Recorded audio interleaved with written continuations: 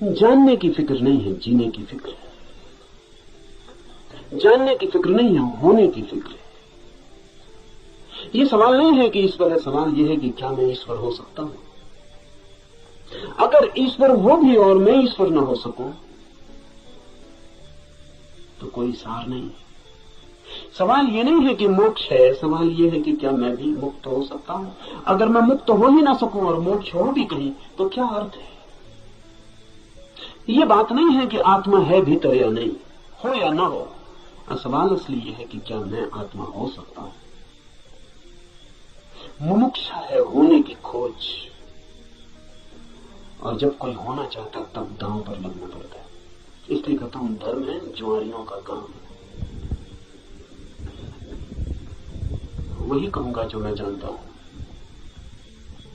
जो जिया है।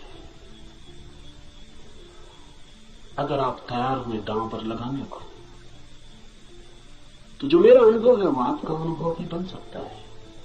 अनुभव किसी के नहीं होते, जो भी लेने को तैयार हो उसी के हो जाते हैं। सत्य पर किसी का कोई अधिकार नहीं, जो भी मिटने को राजी है वही उसका मालिक हो जाता है। सत्य तो उसका है जो भी उसे मांगने की तैयारी दिखलाता है, जो भी अपने हृदय के द्वार खोलता है, उसे पुकारता है।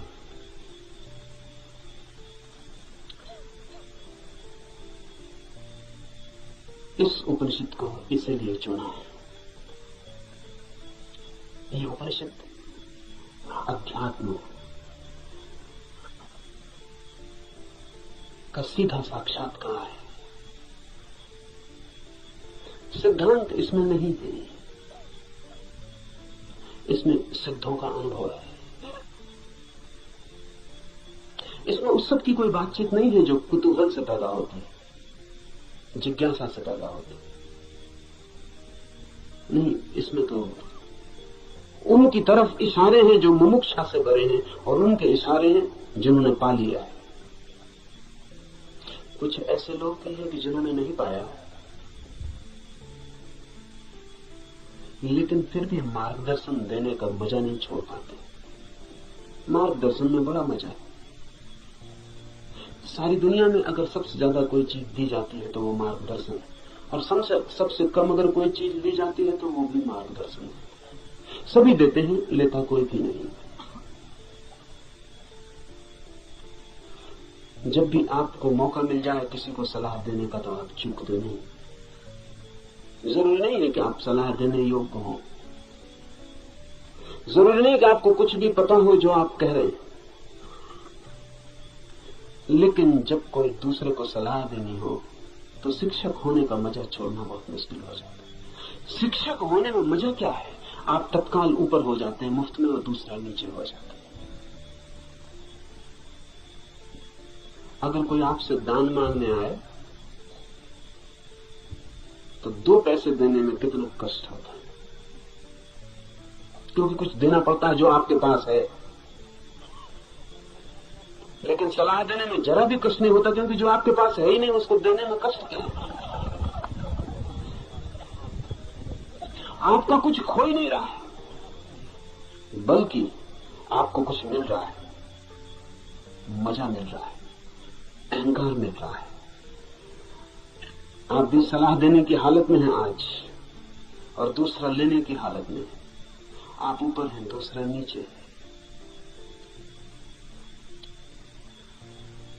इसलिए कहता हूं कि इस उपनिषद में कोई सलाह, कोई मार्गदर्शन देने का मजा नहीं है, बड़ी पीड़ा है। क्योंकि उपनिषद का इसी जो दे रहा है वो जान के दे रहा है, वो बांट रहा है कुछ बहुत हार्दिक, बहुत आंतरिक।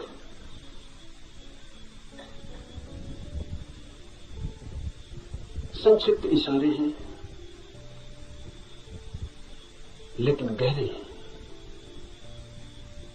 बहुत थोड़ी सी चोटें हैं लेकिन प्राणघातक है। और अगर राजी हो तो तीर सीधे हृदय में चुभ जाएगा, और जान लिए बिना न रहेगा, जान ही ले लेगा। इसलिए थोड़ा सावधान है। थोड़ा सचेत, क्योंकि ये सौदा ही खतरनाक है। इसमें पागल हुए बिना कोई मार्ग ही नहीं है। इसमें अपने को मिटाए बिना पाने का कोई उपाय ही नहीं। यहां तो खोने वाले ही बस पाने वाले बनते हैं।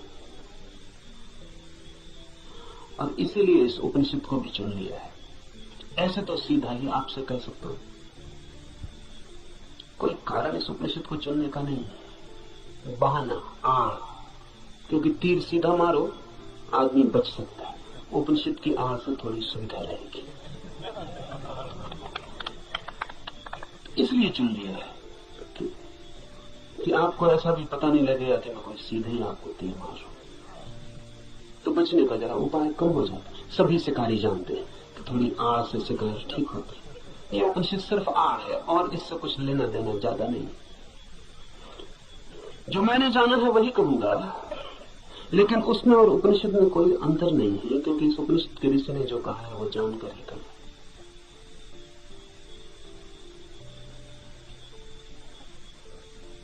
यह उपनिषद अध्यात्म की सूक्ष्मतम रहस्यों का उद्घाटन है। लेकिन अगर मैं उपनिषद पर ही बात करता रहूं तो डर है कि बात ही रह जाए। इसलिए चर्चा तो पृष्ठभूमि होगी।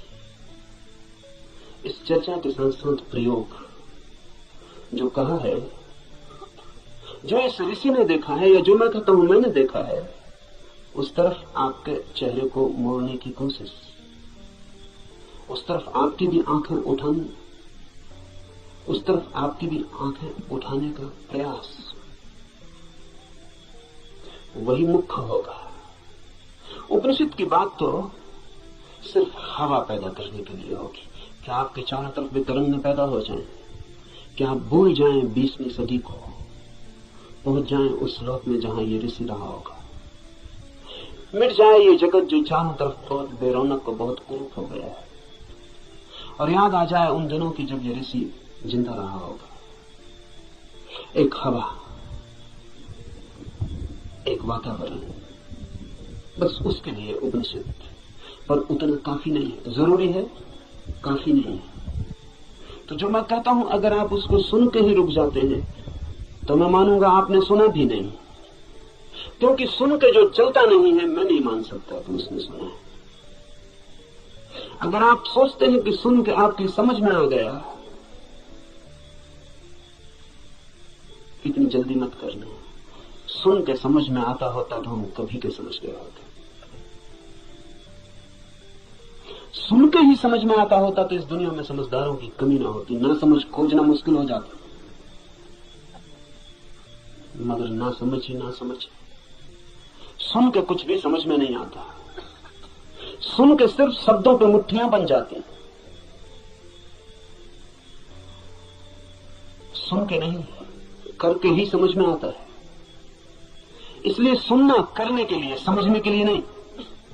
सुनना करने के लिए, करना समझने के लिए। सुन के ही सीधा मत सोच लेना कि समझ गया। वो बीच की कड़ी के बिना कोई भी उपाय नहीं है, कोई भी रास्ता नहीं है। लेकिन मन कहता है कि समझ गए, अब करने की क्या जरूरत है। मंजिलें चल के पहुंची जाती हैं। सब भी समझ लिया हो, यात्रा पथ पूरा स्मृति में आ गया हो, पूरा नक्शा जेब में हो, फिर भी बिना चले कोई मंजिल तक कभी पहुंचता नहीं। लेकिन सपना देखा जा सकता है। कोई आदमी यही सोच रहा है और सपना देख सकता है कहीं भी पहुंचने का। मन सपना देखने में बड़ा कुशल है। और ऐसा मत सोचना कि आप ही ऐसे सपने देखते हैं।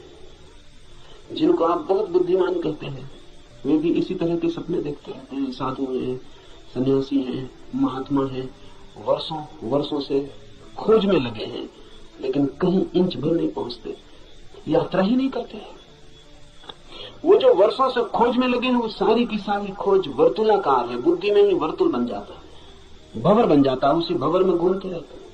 फिर उस भंवर में सब समा जाता है, वेद समा जाते हैं, उपनिषद समा जाते हैं, कुरान है, बाइबल समा जाते हैं, उस भंवर में सब समा जाता है, लेकिन 1 इंच भी गति नहीं होती।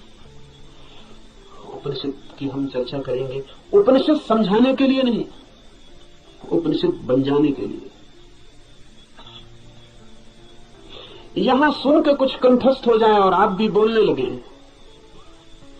तो मैंने आपका नुकसान किया, मैं फिर आपका मित्र साबित न हुआ। यहां सुन के आप जो सुना है वो बोलने लग जाएं तो कोई मूल्य नहीं है। यहां सुन के आपको भी वो हो जाए, आप भी वो देख लें, वो आंख आपकी भी खुल जाए तो ही। ऐसा समझिए, एक कवि गीत गाता है किसी फूल के संबंध में। गीत में बड़ा माधुर्य हो सकता है, छंद हो सकता है, लय हो सकती है, संगीत हो सकता है, गीत की अपनी खूबी है।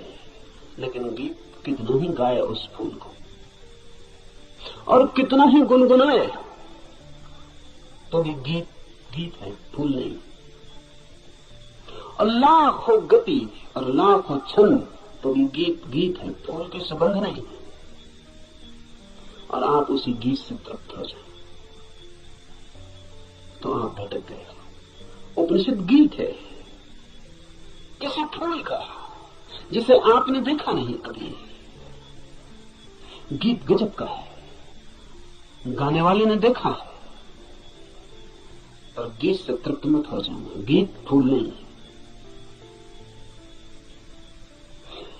ऐसा भी हो जाता है कि कभी कभी आप फूल के पास भी पहुंच जाते हैं, कभी कभी फूल की एक झलक भी मिल जाती है, अचानक, आकस्मिक, क्योंकि फूल कोई विजाते ही नहीं है, आपका स्वभाव है, आपके बिल्कुल निकट है, किनारे किनारे है। कभी कभी छू जाता है बिना आपके, बावजूद आपके।